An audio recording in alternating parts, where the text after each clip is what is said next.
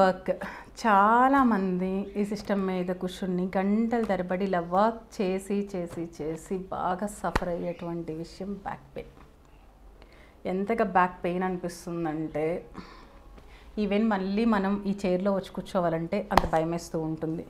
So సింపుల్గా system work చేసే వాళ్ళకి నేను చెప్పేటువంటి కొన్ని టిప్స్ చెప్తాను, చిన్నగా ఫాలో అవ్వండి.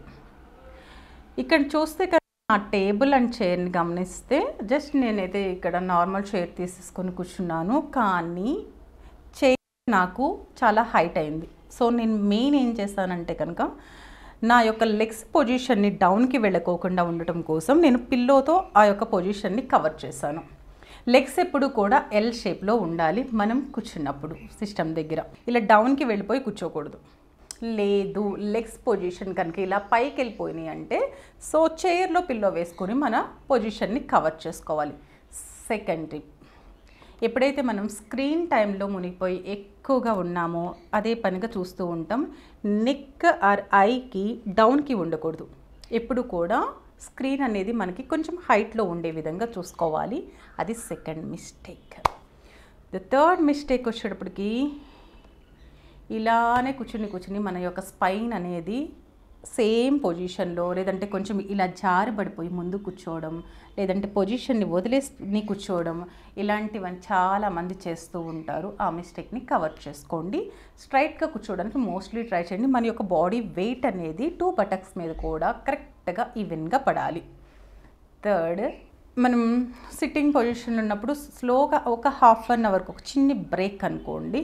ఇలా చైర్ పొజిషన్ కొన్ని చైర్లోనే కొంచెం బాడీని ట్విస్ట్ చేస్తూ ఉండండి. ఇలా ట్విస్ట్ చేయడం వలన స్పైన్ చాలా వరకు రిలాక్స్ అయినటువంటి ఫీలింగ్ వస్తుంది. చిన్న మూమెంట్స్ తర్వాత మనం కాసేపు ఒకసారైనా, అంటే ఒక హవర్ అయిపోయింది మనకి, అలాంటప్పుడు కొంచెం గ్లాస్ వాటర్ తీసుకోండి. వాటర్ తీసుకుని సిట్టింగ్ పొజిషన్లో తాగొద్దు, ప్లీజ్ స్టాండింగ్ పొజిషన్కి వచ్చేసి తాగండి.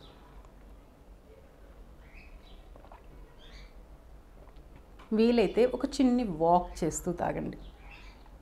వాటర్ తాగిన తర్వాత స్టాండింగ్లో మీకు కనుక కంఫర్ట్ ఉంది అంటే కనుక కాస్తంత బాడీని ట్విస్ట్ చేసుకోండి.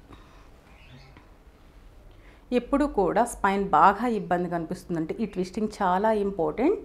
సేమ్ టైం కొంచెం వాష్రూమ్కి వెళ్ళినప్పుడు కాస్త బ్యాక్ ఇలా టేబుల్ పైన లేకుంటే కనుక ఏదన్నా కంఫర్ట్గా తీసుకుని ఫార్వర్డ్ బెండ్ చేయొద్దు, బ్యాక్వర్డ్ బెండ్ కంపల్సరీ బ్యాక్వర్డ్కి చేయాలి. ఈ విధంగా కాస్తంత బ్యాక్కి. చాలా సింపుల్ టెక్నిక్స్ మనం యూజ్ చేయడం వలన బ్యాక్ ఏక్ నుంచి తొందరగా మనం బయటపడవచ్చు, మరియు బ్యాక్ పెయిన్ అనేది సివియర్ లెవెల్కి వెళ్ళకోకుండా ఉండటానికి కూడా హెల్ప్ అవుతుంది. ఈ టిప్స్ ఫాలో అవ్వండి ఈ రోజు నుంచే. ఈ యొక్క ఎపిసోడ్ మీకు నచ్చితే సెకండ్ టిప్స్తో నేను మళ్ళీ మీకు వచ్చేస్తాను. సో ఛానల్ని ఫాలో అవుతూ ఉండండి.